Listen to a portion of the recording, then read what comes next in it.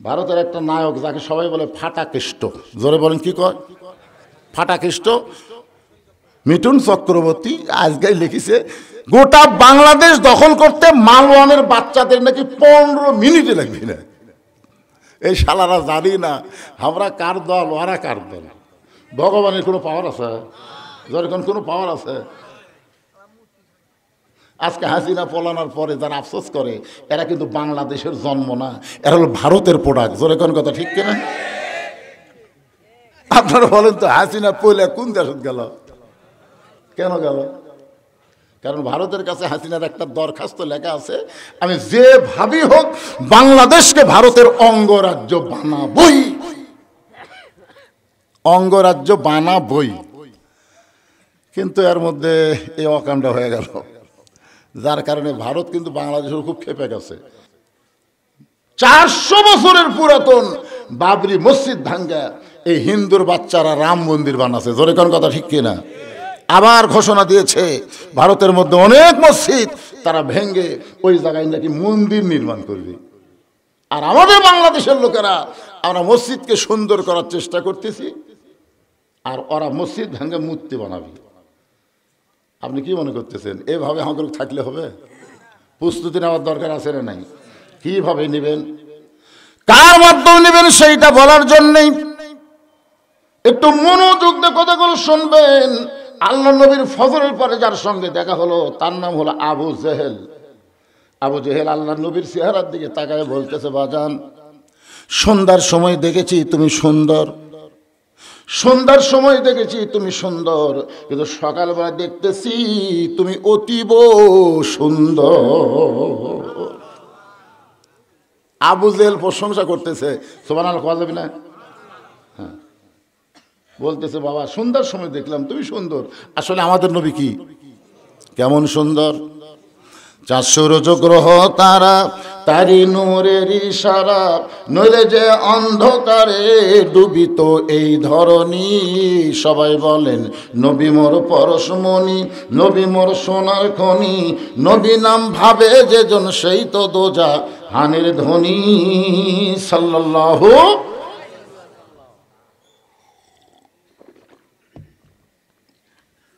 আল্লাহ নবী বললেন, চাচা সন্ধ্যার সময় আপনি আমার সুন্দর দেখলেন, আর সকালবেলা এত সুন্দর দেখার কারণ হলো আজকে গভীর রাত্রে আমি ঘুম থেকে চেতন পাইলাম, ফেরেশতা জিবরাইল আমাকে ঘুম থেকে চেতন করে জমজমের কূপের পানিতে ওযু করানোর পরে সেখান থেকে বাইতুল মুকাদ্দাসে গেলাম। বাইতুল মুকাদ্দাসে গিয়ে 2 রাকাত নামাজের ইমামতি করলাম। সেখান থেকে 7 আসমান পাড়ি দিয়ে আল্লাহর আরশে গেলাম। আল্লাহর সঙ্গে আমার মেরাজ হলো। আল্লাহ পাক আমাকে 5 ওয়াক্ত নামাজ দিল। সেই 5 ওয়াক্ত নামাজ নিয়ে রাতারাতি ফেরত এসে সকালবেলা ফজরের নামাজ পড়ে আপনার সঙ্গে আমার দেখা হলো। আমার মনে হয় আরশের ভিতরে আল্লাহর সঙ্গে আমার মেরাজ করার কারণে আমার চেহারার মধ্যে নূর ভাসতেছে। আপনার তো সুবহানাল্লাহ করলেন, কিন্তু আবু জেহেল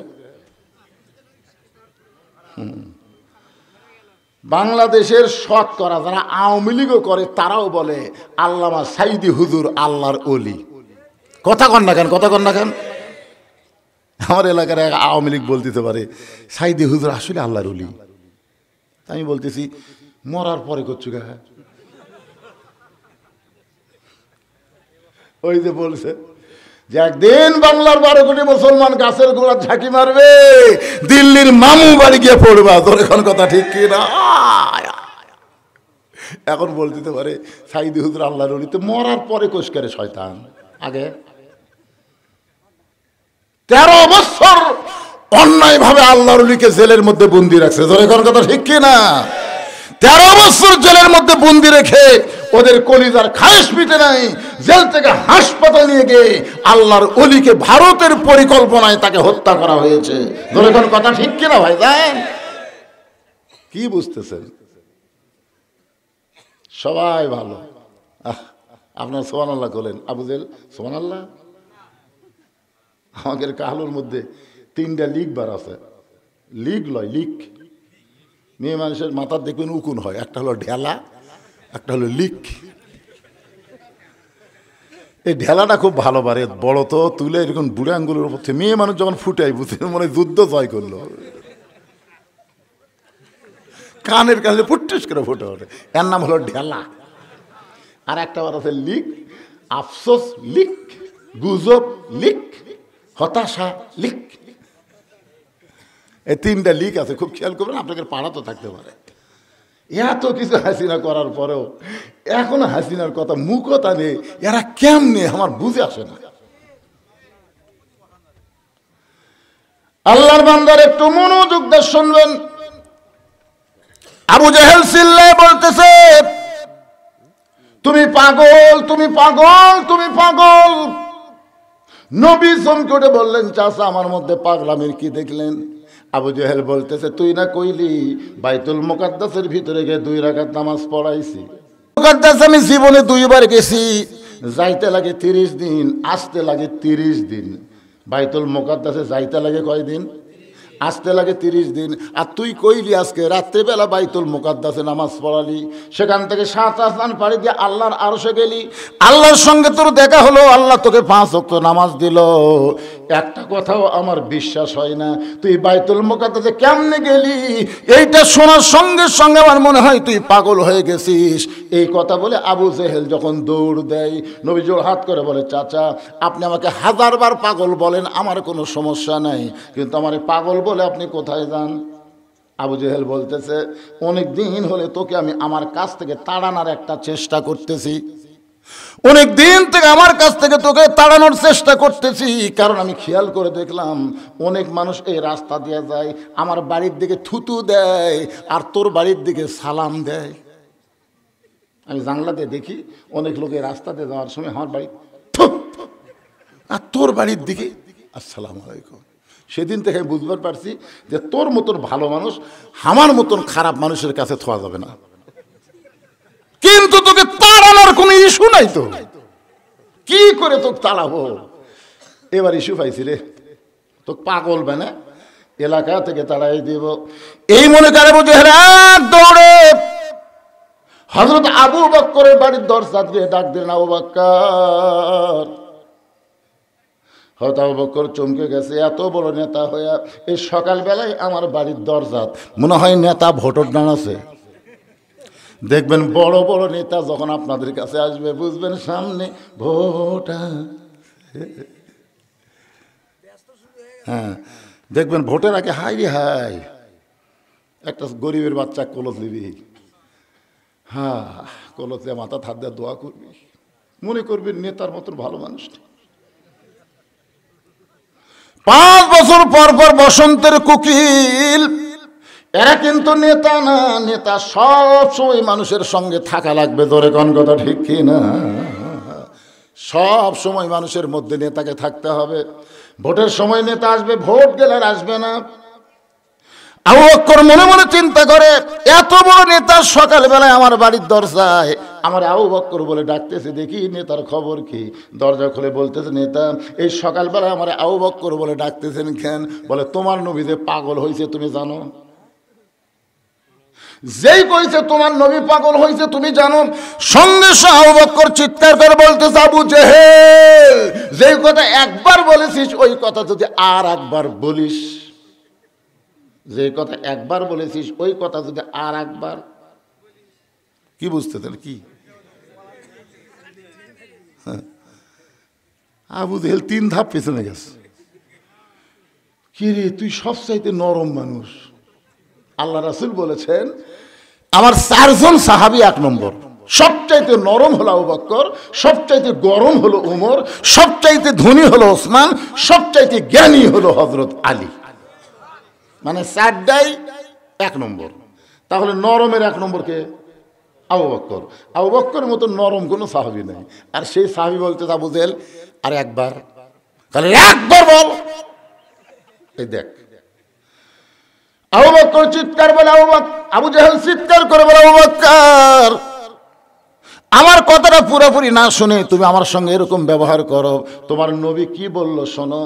আজকে রাত্রেবেলা নাকি ফেরেশতা জিবরাইল এসে তোমার নবীকে ওযু করায় বাইতুল মুকাদ্দাসে নিয়ে গেছে। বাইতুল মুকাদ্দাসে তোমার নবী নাকি 2 রাকাত নামাজ পড়াইছে। সেখান থেকে 7 আসমান পাড়ি দিয়ে আল্লাহর আরশে গেছে। আল্লাহ পাকের সঙ্গে দেখা হওয়ার পরে আল্লাহ নাকি 5 ওয়াক্ত নামাজ দিছে। সেই নামাজ নিয়ে রাতারাতি দুনিয়াতে ফেরত আইসে সকালবেলা এই গাঁজা করে গল্প বলল। এখন বলে আবু বকর বিশ্বাস করা যায়? আবু বকর আবু জেহেল এই কথা যদি আল্লাহর নবী বলে থাকে তাহলে এক বিন্দু মিথ্যা বলেনি। আবু জেহেল কয় আমার সকালটাই মাটি পারে, আমি কার কাছে কি খবর দিলাম? আপনারা কি বলেন? আমাদের মতো আলেমদের কাছে কেউ যদি বলে উমুকের ফাঁসি হলো, উমুকের ফাঁসি হলো, উমুকের ফাঁসি হবে, এই কথাকে আমরা মানব? কেন মানব না? কারণ ফাঁসির তারিখ আছে পাগলা, মরার কোনো তারিখ নাই। তুই অপরের ফাঁসিলে চিন্তা করিস, তোর মরালে একটাবার চিন্তা করত, তোর মরালে একটাবার চিন্তা কর। ফাঁসির তারিখ আছে, রাত 12টায় ফাঁসি হবে। ফাঁসির আগে তওবা তাসির কান্নাকাটি করে কলমা পড়তে পড়তে, গলা দড়ি দেওয়ার সময় কলমা পড়তে পড়তে তার ফাঁসি কার্যকর হবে। আর গতকাল যখন আমি দিনের মাহফিল করতে যাচ্ছিলাম, যাওয়ার সময় দরগাহাটে উঠে একটা অ্যাক্সিডেন্ট দেখলাম। কোনো কলমা, খালি গাড়ি এসে লাগিয়েছে, কি কলমা আছে? ও মারে বাবারে কাছিলে ওটা মরতেছে। আপনারা বলেন এই হিসাবে সাধারণ মরার চাইতে ফাঁসির মরা ভালো না? কতক্ষণ ভালো কি ভালো না? আর আপনি চিন্তা করেন ফাঁসি হবি, অমুকের ফাঁসি হবি, এই চিন্তা আমরা করি না ভাই। জান মতিউর রহমান নিজামীকে যখন উকিল বলল যে আপনি একটা ইসলামী দলের আমির, আপনি যদি প্রেসিডেন্টের কাছে একটা দরখাস্ত লেখেন আর রাষ্ট্রপতি যদি আপনাকে আল্লাহর রাস্তায় মাফ করে দেয়, আপনার ফাঁসি কার্যকর হচ্ছে না। আল্লাহর বান্দা মুসকি মুসকি হাসতেছে। উকিল বলে আপনি হাসেন কেন? বলে হাসার কারণ হলো আমি দেশ স্বাধীন হওয়ার পরে 3টা রহমানকে ক্ষমতার থাকা অবস্থায় মরা দেখছি। মতিউর রহমান নিজামী বলতেছে 3টা রহমানকে আমি ক্ষমতার থাকা অবস্থায় মরা দেখছি। একটা বঙ্গবন্ধু শেখ মুজিবুর রহমান, একটা জিয়াউর রহমান, একটা জিল্লুর রহমান। কয়টা রহমান? 3টা রাষ্ট্রপতি যদি ক্ষমতার থেকে নিজেরাই মরে, কোন ইমানদার বাঁচার জন্য তাদের কাছে দরখাস্ত লিখবে না। জোরে কোন কথা ঠিক কিনা? উকিল বলতেছে তাহলে আপনার ফাঁসি হবে। আল্লাহর বান্দা নিজামী সাহেব মুচকি মুচকি হাসতেছে। বলে হাসেন কেন? বলে তোমার কাছে ফাঁসি আর আমার কাছে জান্নাতের মালা। আল্লাহ কোরআনে বলেছেন ওয়ালা তাকুলু লিমান ইউকতালু ফি সাবিলিল্লাহি আমওয়াতুন বাল আহইয়াউ ওয়ালাকিন লা তাশউরুন। এক দৌড় আবু বকর নবীর কাছে। নবী আমার কাবা হেলান দিয়ে কাঁদতেছে। আবু বকর পাগড়ি দিয়ে নবীর চোখ মুছতে বলে নবী গো, আজকে রাত্রেবেলা আপনি নাকি বাইতুল মুকাদ্দাসে গেলেন। ওগো নবী আপনি নাকি আল্লাহর আরশে গেছেন। আল্লাহ পাক নাকি আপনাকে 5 ওয়াক্ত নামাজ দিয়েছে। হুজুর এই বছর হলো আপনার কষ্টের বছর। এই বছর আপনার চাচা আবু তালেব মারা গেছে। এই বছর আপনার দরদের বিবি খাদিজা মারা গেছে। এই বছর তাইফের ময়দান আপনি রক্তাক্ত হলেন। এত কষ্টের পর আল্লাহ আপনাকে আরশে নিয়ে গেল। হুজুর আপনি এমন করে কেন কাঁদতেছেন? রাসূল বলে আবু বকর এই খবর তোমাকে কে দিল বাবা? এই খবর তোমাকে কে দিল? আবু বকর বলতেছে আবু জেহেল এই খবর আমাকে সকালবেলা দিছে। রাসূল বলে তোমার কি বিশ্বাস হয়? আবু বকর বলেন সাদ্দাকতা ইয়া রাসূলুল্লাহ, এক বিন্দু মিথ্যা নয়। সঙ্গে সঙ্গে নবী আমার একটানা আবু বকরের বুকের মধ্যে নিয়ে কপালে একটা চুম্বন দেওয়া। আবু বকর আবু জেহেল সকালবেলা আমাকে পাগল বলে আমার মনটা খারাপ করেছিল, কিন্তু তুমি সাদ্দাকতা বলার সঙ্গে সঙ্গে আমার সব কষ্ট আল্লাহ দূর করে দিল। আল্লাহ বলে হাবিব রে, আজ থেকে শুধু আবু বকর নয়, আমি আল্লাহ তাকে সিদ্দিক ডিগ্রি দিয়া দিলাম। ইয়া আইয়ুহাল্লাযীনা আমানুত্তাকুল্লাহা ওয়া কুনু মা'আস সাদিকিন। আল্লাহ বলতেছে, রে ইমানদার বান্দারা, আল্লাহর ভয় যদি কলিজার মধ্যে রাখতে চাও তাহলে আবু বকর সিদ্দিকের তোমরা সাথী হও। হবেন? আবু জেহেলের হবেন না আবু বকরের হবেন? দুটাই কিন্তু আবু, একটা আবু বকর, একটা আবু জেহেল। এখন আপনারা বলেন তো, আল্লাহ যে বলল ইয়া আইয়ুহাল্লাযীনা আমানু, যারা আমাকে বিশ্বাস স্থাপন করেছো, আত্তাকুল্লাহ, তোমাদের ভিতরে যদি আল্লাহর ভয় রাখতে চাও, ওয়া কুনু মা'আস সাদিকিন, তাহলে তোমরা সত্যবাদীর সাথে হও। তা আপনারা আবু জেহেলের হবেন না আবু বকরের হবেন?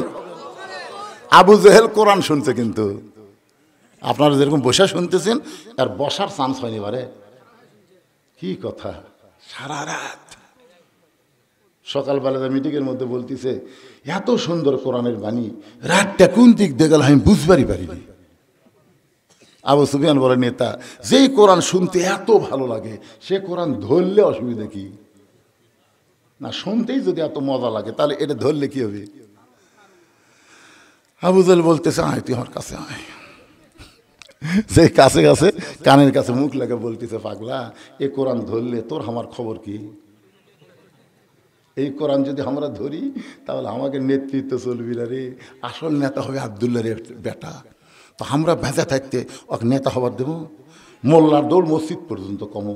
যখন দেখে না, আজকে যদি কোরআনের আইন চলে আমাদের আলেমদের দাম বাড়বে না কমবে? কথা বলেন না কেন? কিন্তু ওই আবু জেহেলের দল যারা করে তারা সাবি। এই জন্য বাংলাদেশে তিনটা শক্তি কোনো সময় আল্লাহর কোরআনের বিজয় কামনা করে না। একটা হলো আবু জেহেল মার্কা রাষ্ট্রীয় শক্তি, এরা কোনোদিনও চাবে না যে কোরআন দিয়ে বাংলাদেশ চলুক। 2 নম্বর হলো যারা কোটিপতি, যারা সুদ খেয়ে টাকা বাড়াচ্ছে, এরা কোনোদিনও চাবে না যে কোরআন চললে শতকরা 2.5 টাকা জাকাত দেওয়া লাগবে, এই জন্য কোরআনের বিরুদ্ধচারণ করবে। ধরে কোন কথা ঠিক কিনা?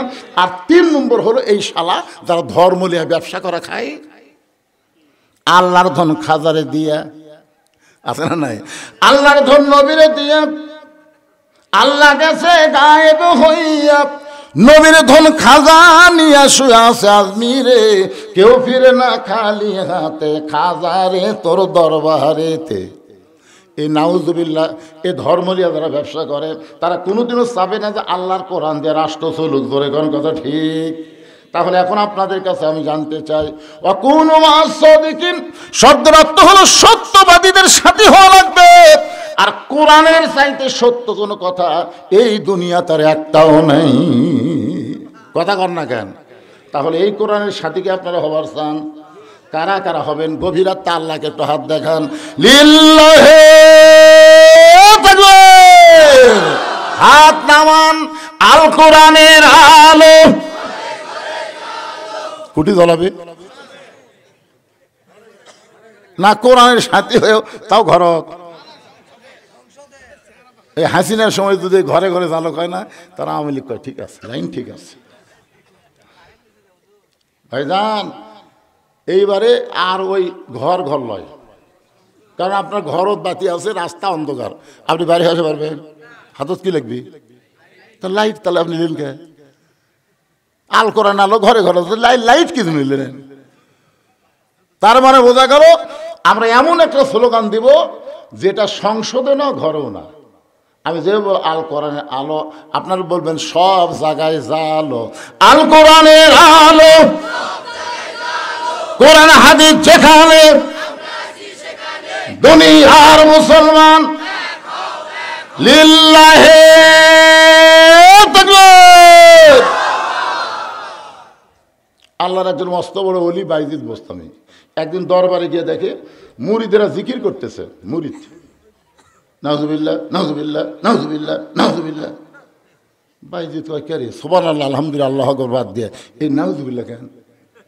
এক মুরিদ বলতেছে, হুজুর আপনি জানেন না, বাগদাদ শহরের উত্তর সাইডে একটা সুন্দরী মেয়ে একটা ঘর ভাড়ালে দেহ ব্যবসা করতেছে, আর ওই সুন্দরী মেয়ের তালত পড়ে হাজার হাজার যুবক চরিত্র নষ্ট করতেছে। আর এই কারণেই আমরা নাউজুবিল্লাহর জিকির করতেছি। বাইজিদ বোস্তামি বললেন খালি তোমরা না, পৃথিবীর সমস্ত মুসলমান যদি নাউজুবিল্লাহ জিকির করে ওই খারাপ মেয়ের হাত থেকে যুবকদের বাঁচানো যাবে না। মুরিদ বলে হুজুর তাহলে আমরা কি করব? বাইজিদ বোস্তামি বলতেছে ওই খারাপ মেয়েটার কাছে যাওয়া লাগবে। সমস্ত মুরিদা তখন বসে হয়েছিল, এবার লাভ ধরে কয় নাউজুবিল্লাহ হুজুর, ভালো মানুষ কোনোদিন খারাপের কাছে যায় না, ভালো মানুষ কোনোদিন খারাপ জায়গায় যায়। এখন যদি বলি ইউনিয়ন পরিষদ খারাপ, উপজেলা পরিষদ খারাপ, সংসদ খারাপ, ভালো মানুষকে ওই জায়গায় পাঠান যাবে না, তাহলে আপনি বোকার স্বর্গে বসবাস করতেছেন। একটা জায়গাও খারাপ না, আমরা ভালো জায়গায় খারাপ মানুষ পাঠাই বলে জায়গাটা খারাপ হয়ে যায়। জোরে কোন ঠিক কি না? মমতাজের মতন গায়িকা পাঠাবেন? কথা কন না কেন? আগে করো এমন আখেরের কাজ, ধ্যান যুগে হয় দিলের নামাজ। ও তোমার পাঞ্জে গানা নামাজ পড়ার লাগবি না। ওরে শরীয়তের মাওলানা 14টা করলা কানা, কোরআন হলো 90 পারা, তোমরা খুঁজা পাইলা না। এই মমতাজের মতো একটা ভণ্ডকে আমরা সংসদে পাঠাইছি। ধরে কোন ঠিক কিনা? আসলে সংসদ খারাপ না, খারাপ মানুষকে আগামীতে আর আমরা পাঠাবো। বাইজিদ বোস্তামি বলতেছে কেউ যদি না যায় আমি নিজেই যাব। সমস্ত মুরিদ কয় নাউজুবিল্লাহ হুজুর, আপনি একটা আল্লাহর ওলি হয়ে একটা খারাপ মেয়ের কাছে যাবেন? বাইজিদ বোস্তামি বললেন আমি একলা যাব না। এখন খেয়াল করবেন, আমি একলা যাব না, যাওয়ার সময় দুটা পাওয়ার নিয়ে যাব। কয়টা? একটা পাওয়ার হলো আল্লাহর কোরআন। এই আমার দিকে তাকান, এই কোরআন কি মনে করছেন? কোরআনের পাওয়ার আছে না নাই? একটা পাওয়ার হলো আল্লাহর কোরআন, আর একটা পাওয়ার হলো জায়নামাজ। এই দুইটা পাওয়ার নিয়ে আমি খারাপ মেয়েটার কাছে যাব। পরদিন সকালবেলা বাইজিদ বোস্তামি আমার দিকে তাকায় দেখেন, এভাবে কোরআনটা ডান হাত দিয়ে চাইপা ধরলেন। আপনার কোনোদিন কোরআন বুকের মধ্যে চাইপা ধরছেন? এই কোরআনের মাহফিল যারা করতেছে রত্নাগাড়ির সমস্ত যুবকদের বলবো, এই কোরআনটাকে কোনোদিন আপনি বুকের সঙ্গে চাইপা ধরছেন? একবার পবিত্র হইয়া এই পবিত্র কোরআনকে বুকের মধ্যে চাইপা ধরেন, আপনার বুকের মধ্যে যত ব্যথা বেদনা আছে এক মুহূর্তের মধ্যে আল্লাহ সব দূর করে দিবে। ধরছেন কোনোদিন? কারণ ধরবার গেলেও তো ঠেলা আছে।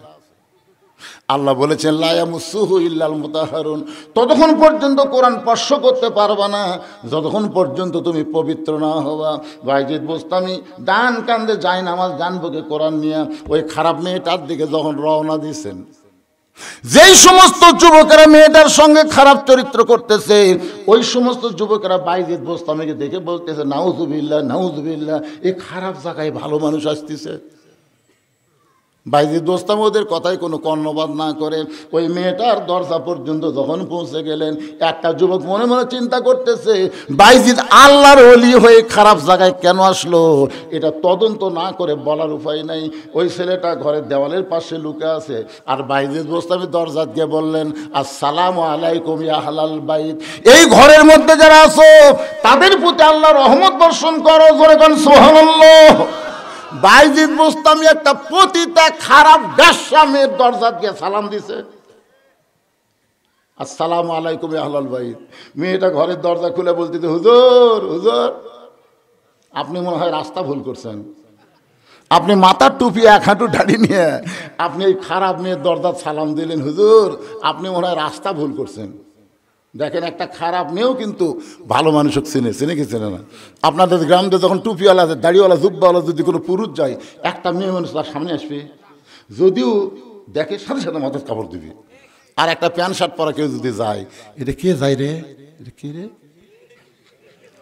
দাড়ি চাঁচা প্যান্ট শার্ট পরে কেউ গেলে মেয়েরা বাড়ির মধ্যে থেকে দাঁড়িয়ে এসে দেখে এটা সাকিব খান গেল নাকি। আর টুপিওয়ালা দাড়িওয়ালা জুব্বাওয়ালা কেউ যদি যায়, দেখা তো দূরের কথা তাড়াতাড়ি মাথার ঘোমটা দেয়। একটা খারাপ মেয়েও ভালো মানুষকে চিনে। জোরে কোন কথা ঠিক কিনা? একটা পতিতা পর্যন্ত বাইজিদকে বলতেছে হুজুর আপনি ভালো মানুষ, এই খারাপ জায়গায় কেন আসলেন? আপনি মনে হয় রাস্তা ভুল করছেন। সঙ্গে সঙ্গে বাইজিদ বোস্তামি বলতেছে তোমার ঘন্টার রেট কত? এটা কই কে রে, নাকি ভ্যাসে হুজুর নাকি?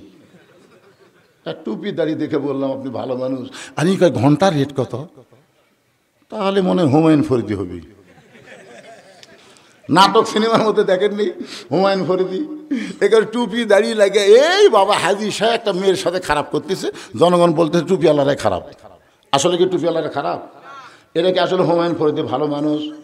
ওই ভালো মানুষ সাইজা খারাপ মানুষের অভিনয় করতেছে। আমাদের বাংলাদেশে কোনো টুপিওয়ালা, কোনো দাড়িওয়ালা, কোনো কোরআনের মানুষ জঙ্গি হতে পারে না। যাদেরকে জঙ্গি বানানো হয়েছে এরা কিন্তু আসলে আলেম না। জোরে কোন কথা ঠিক কি না? আলেম সাজা জঙ্গিগিরি করেছে। একটু খেয়াল করেন, বাইজিদ বোস্তামি যখন বললেন তোমার ঘন্টা রেট কত, সঙ্গে সঙ্গে মেয়েটা বলতেছে 10 দিরহাম।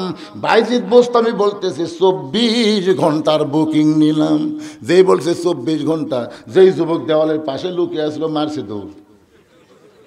যুবকরা বলতেছে দৌড়াস কেন? বলে হুজুরের পাওয়ার আছে রে, হুজুরের পাওয়ার আছে। আমরা 1 ঘন্টা পারি না রে, আর একলা হয়ে 24 ঘন্টা। আপনারা বলেন তো হুজুরের পাওয়ার আছে না নাই? কথা বলেন। আজ পর্যন্ত কোন আলিমের বউ দাদি নানির কাছে কান্দে না, কোন আলিমের বউ কোন দাদি নানির কাছে কান্দে না।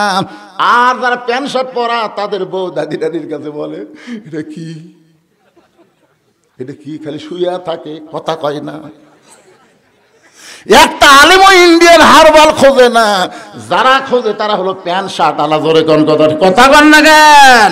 হুজুরের পাওয়ার আছে না নাই?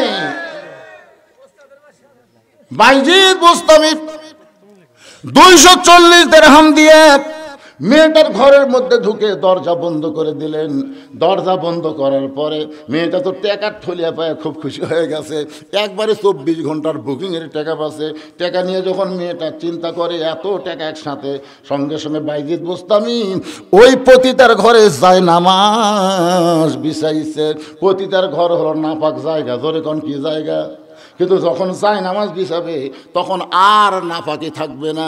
নিচে নাপাক হতে পারে কিন্তু যায় নামাজের উপরে নাপাকি হবে না।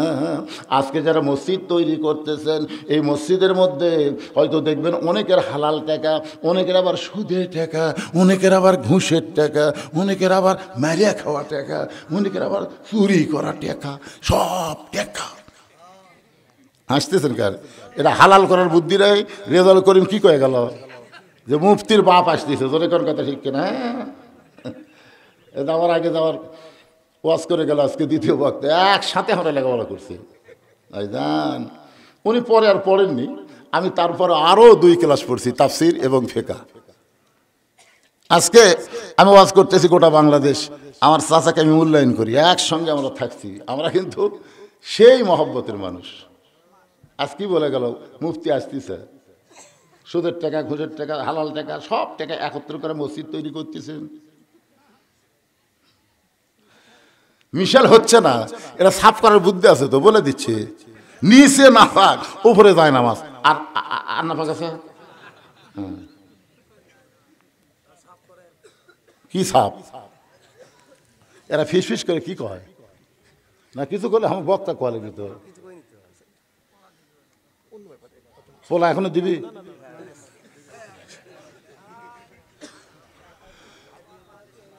চারিদিক থেকে সাহাবীরা দৌড়ে আসতেছে।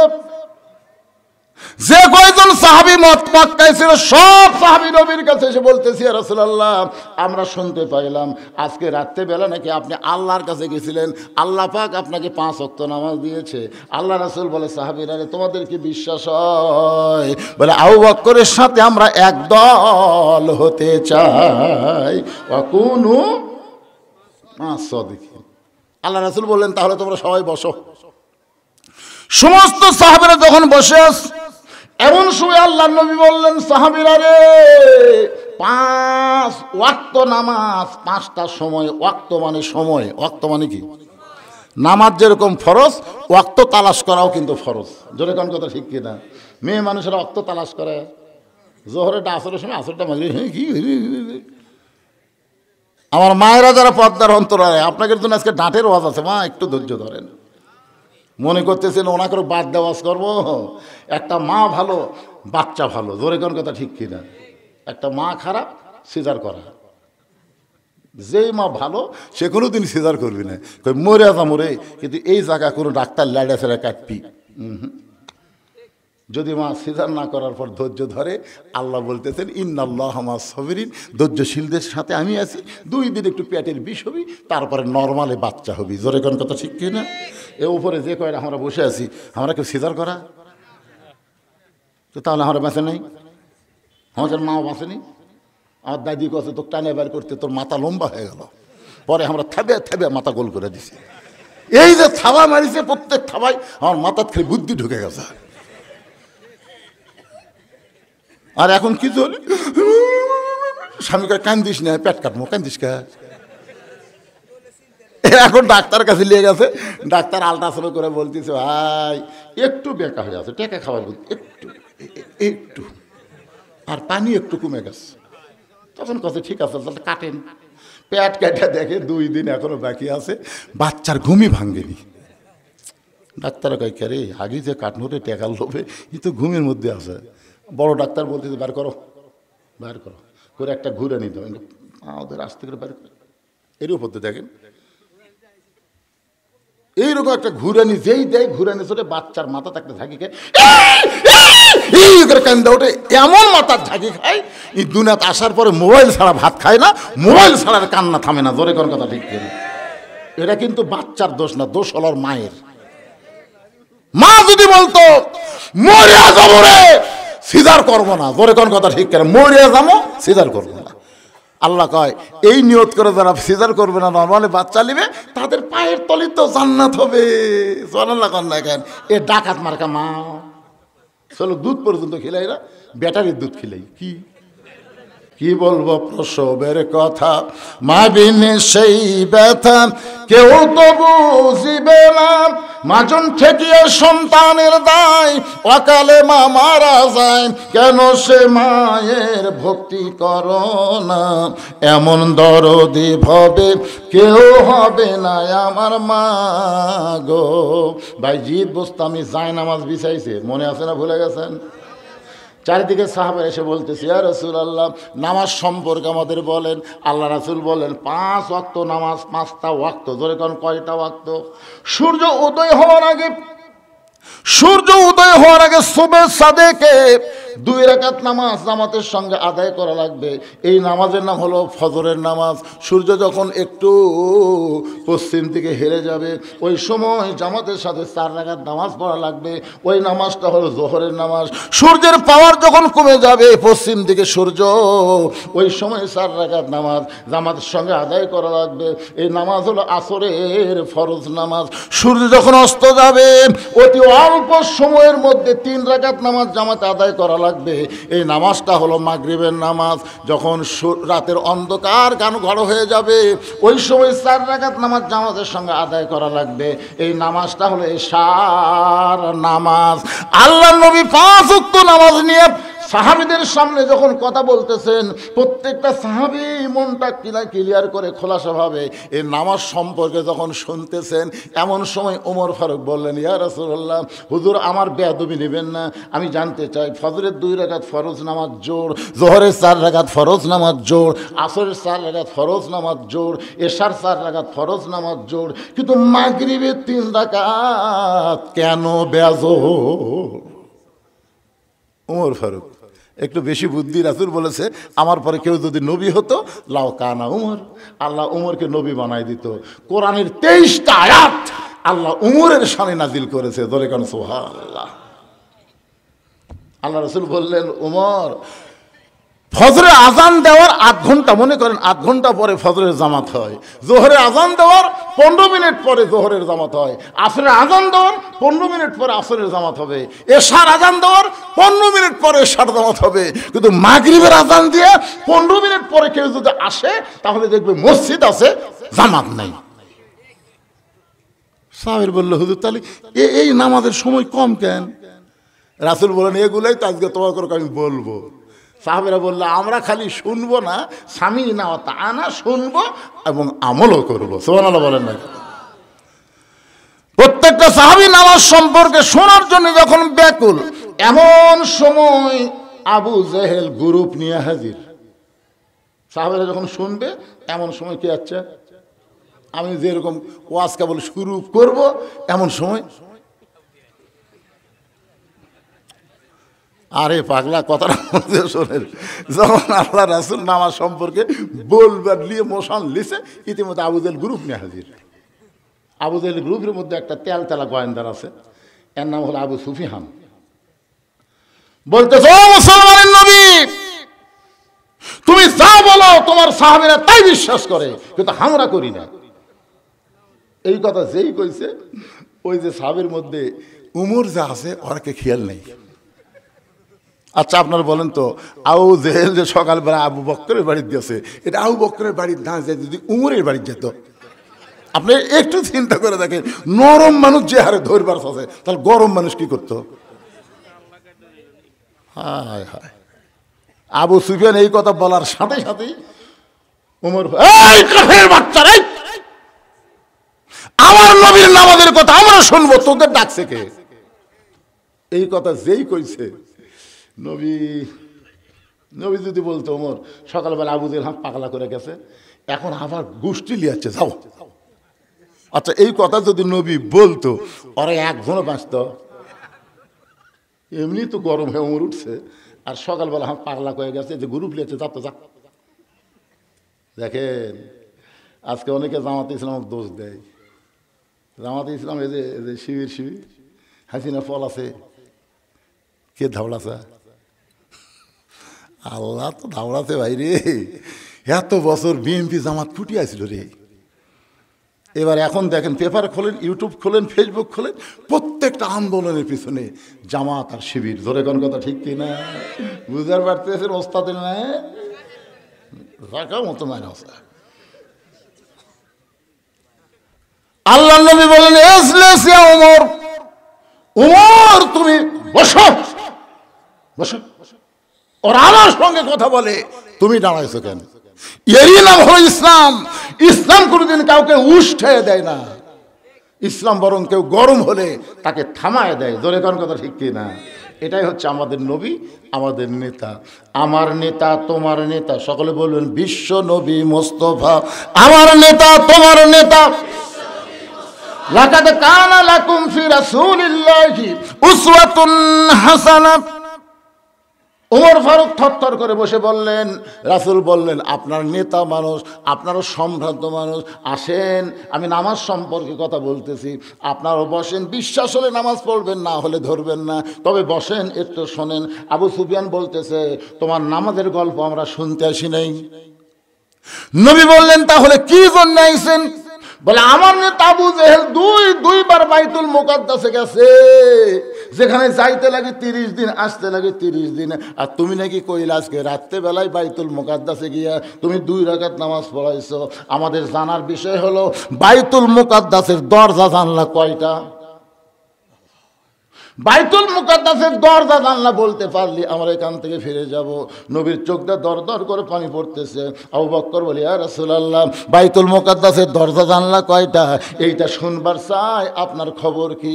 রাসূল বলে, আবু বকর, আমি শুধু বাইতুল মুকাদ্দাসের ভিতরে 2 রাকাত নামাজ পড়াইছি, কিন্তু বাইতুল মুকাদ্দাসের দরজা জানলা কয়টা আমি তো গুনি দেখিনি।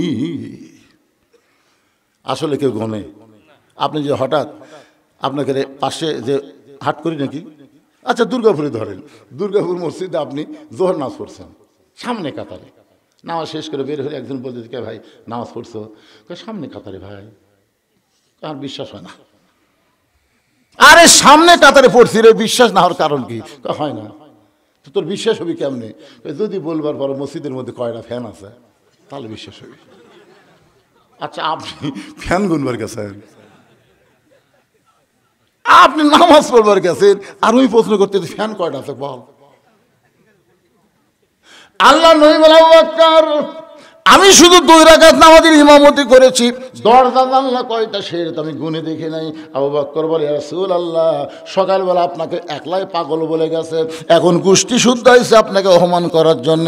ওগো নবী, আপনি অপমান হবেন কিনা একটু চিন্তা করে দেখেন, আপনি একটু ধৈর্য ধরেন। এমন সময় ফেরেশতা জিবরাইল নবীর সামনে দাঁড়িয়ে বলো, রাফা'না লাকা যিকরাক, ওগো আল্লাহর নবী, আল্লাহ আপনাকে সবার উপরে সম্মান দিয়েছে, আপনি কোনো চিন্তা করবেন না। আমি বাইতুল মুকাদ্দাস আপনার সামনে হাজির করব। ওই বাইতুল মুকাদ্দাস আমি জিবরাইল আমার হাতের উপর ঘোরাতে থাকবো, আপনি দরজা জানলা গুনে গুনে উত্তর দিয়া দিবে। তুইজ্জু মান তাশা ওয়া তুযিল্লু মান তাশা বিয়াদিকাল খায়র ইন্নাকা আলা কুল্লি শাইইন কাদির। সম্মান দেওয়ার মালিককে, অপমান করার মালিককে, ভালো মন্দর মালিককে, সমস্ত ক্ষমতার মালিককে। জবান খুলে বলেন, সমস্ত ক্ষমতার মালিককে। এখন পাঁচতলা দুটা, আমার বাড়ি আমার ঘর আমাকে নামাইকে। রাত 9টার সময় এই দোয়া পড়ে ঘুমাছে, আমার বাড়ি আমার ঘর আমাকে নামাইকে, এদেশ আমার বাপে, এদেশ আমার, 41 সালের আগে নামাইকে। রাত 9টার সময় ওড়ে তো অনেক কম্বল দিছে ওর বাড়িতে, আর কোন টেনশন আছে? ফেরেশতারা বলতেছে আল্লাহ ঘুমানোর আগে একটা দোয়া পড়ে, আল্লাহুম্মা বিইসমিকা আমুতু ওয়া আহইয়া। ঘুম দেওয়ার মালিক তুমি, চেতন করার মালিক তুমি। আরে শয়তান কি কইয়া ঘুমালো? আল্লাহ ঠিক আছে ঘুম পাড়ুক। রাত 3টার সময় একটা ভূমিকম্প, প্রথমবার, দ্বিতীয়বার যেই করছে বিল্ডিং একটু, ওই এত ফোর্সে নামছে ভাই, কম্বলের মধ্যে যে ঘুমের ঠেলা তোর লুঙ্গি খুলে আছে ওটা পরারও টাইম পায়নি, একে ন্যাংটা হয়ে নামছে। ফেরেশতাকে আল্লাহ নামাইলা নামাইলা, তাই বলে ন্যাংটা করে কই বিনা ভোটে। আইরে ভাইরে, বাংলাদেশের জনগণ এমন ভাবে সাইজ হয়ে গেছে যে ভোট না পায় আর এমপি হচ্ছে, বিয়া না করে চললে ঘুরতেছে। কে রে বাতি সোল গুটি বালু রে, বিয়ে করছে? কয় না ভাই, তুমি সোল বালু গুটি রে, যাও রে। বিয়া না করে বেটার বাপ হওয়া আর ভোট না পাই এমপি হওয়া একই, যাও রে। জোরে কোন কথা ঠিক না? এতদিন বাংলাদেশে তারা এমপি ছিল, যাও রে। জোরে বলেন কি? আরো জোরে। মিডিয়া খালি তুলিয়া দিল, বিনা ভোটের এমপি, যাও রে এমপি। মাথাত বল নাই, টেজর জায়গায় খেলা হবে, খেলা হবে। কে রে কাউয়া পলালু কোথায় রে তুই? হ্যাঁ, সমস্ত ক্ষমতার মালিককে। আল্লাহ নবী দরজা জানলা যখন কাফেরদের সামনে প্রকাশ করে দেয়, আবু জেহেল বলতেছে চলো যাই, আবু সুফিয়ান বলতেছে না না না। কয়টা করলো ঠিক হলো, চলে খামাখা গন্ডগোল করে লাভ কি? সমস্ত নেতারা আবু জেহেলের কথা মতো যখন চলে যাচ্ছে, আবু সুফিয়ান খালি পিছনে পিছনে যায় আর বলে নেতা চলো যাই। বুঝলাম না, বলে বুঝবার গেলে ঘরের মধ্যে যাওয়া লাগবে। ঘরের মধ্যে গিয়ে দরজা জানলা বন্ধ করবে। আবু সুফিয়ান রে, ওই আল্লাহর শপথ করে বলতেছি, আব্দুল ইতিম পোলা হলো আল্লাহর নবী।